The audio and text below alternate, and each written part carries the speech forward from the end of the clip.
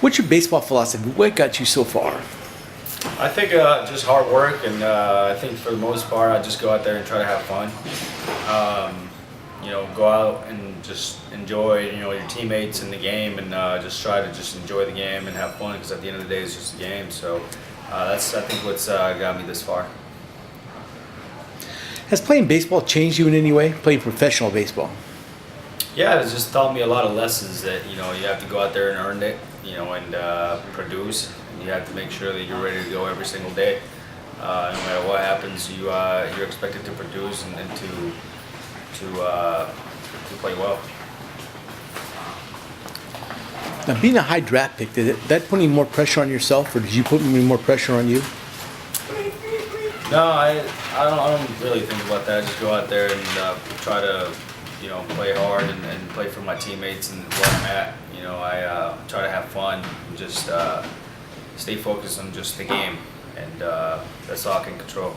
Now, you made it up the ladder pretty quick, but a lot of first-round draft picks are getting passed up by guys in the 50th round after a few years. Why is that happening? I don't know. It's not really something I have the answers to. I just know that I'll go out there and try to play the game as hard as I can, and that's really all I can control. A lot of the things are out of the player's control.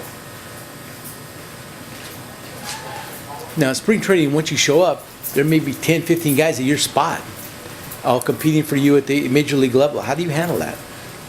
I think it goes back to just you see it, you hear it, but you have to just go about it, and know that you have to work hard and try to beat them out, and just go out there and at the same time trying to enjoy the game and enjoy what you're doing, but know there's a battle going on, and you have to outperform. That's just that's just what it comes down to. Now, baseball has a lot of ups and downs, injuries and stuff like that. You're probably an all-star growing up. There might be some times when you get in professional baseball that you failed because it's such a failure sport. Mm-hmm. Has there been a time you wanted to give up baseball, or? No, I've never really thought about that just yet. I've been fortunate and blessed to play this game and to play it, to make a living, and to be out here. It's a blessing, and I'm thankful for that. So I haven't really thought about that yet. No major injuries or things like that? I've had some injuries. Yeah, I've had a fractured tibia and fibula, my left leg. I've had an injury to my eye, the orbital bone. They all require surgery, but I recovered well from it and feel good. And even through all those, there's no question you're going to play professional baseball? Come back harder and stronger and try to just prove people wrong. What are some of the things you learned about pro sports you learned the hard way that nobody told you about before you started? Everybody talks about this being a business and stuff, and kind of when you get in, you see parts of that. Just like I said, you have to produce. There's guys that are coming for your spot, and you have to get here and you have to earn it.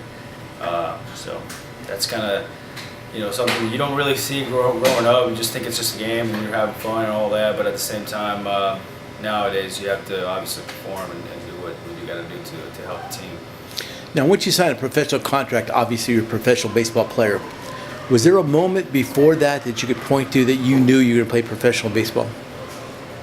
I would say, ever since I was 16 years old, I got my first letter when I was 15 years old from the Texas Rangers. It was kind of a questionnaire, and I felt like I had a pretty good chance to, if I kept developing and playing well and just, doing the right things, going to school and doing the things that I was supposed to do. I figure I had a good chance of being drafted. So I just kept doing that, and it turned out well for me.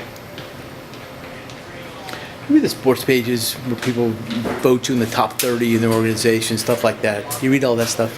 No. Anybody call you up, mom, dad call you up, say, hey, guess what I read about you? Yes. A lot of, not mom and dad, but other people have. Yeah. I don't pay attention to any of that. I just don't. I have enough on my plate. How do you handle the fans, people yelling and screaming at you all the time?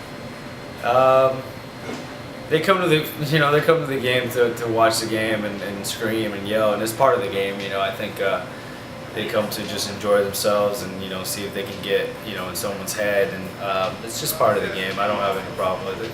What about the umpires? How do you handle the umpires?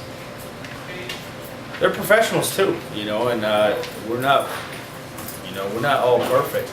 We're all making mistakes, and I think it's hard to say that right now when you're on the field and you're going through the game and you're really into the game. And if you're an intense guy, sometimes it comes out. But as long as you have respect for them and they'll have respect for you, and we're not. We're not perfect, so we make errors all the time, and I think that it's just part of the game. What would you tell a high school kid about professional baseball if he asked you for your advice? I would say to work hard. I know that's an everyday grind. It's not like college, it's just on the weekends, or high school, or it's just an everyday thing. And you have to be ready mentally and then physically to sustain that long season. So I would tell them to work hard on their body and mind to just be prepared for an everyday grind.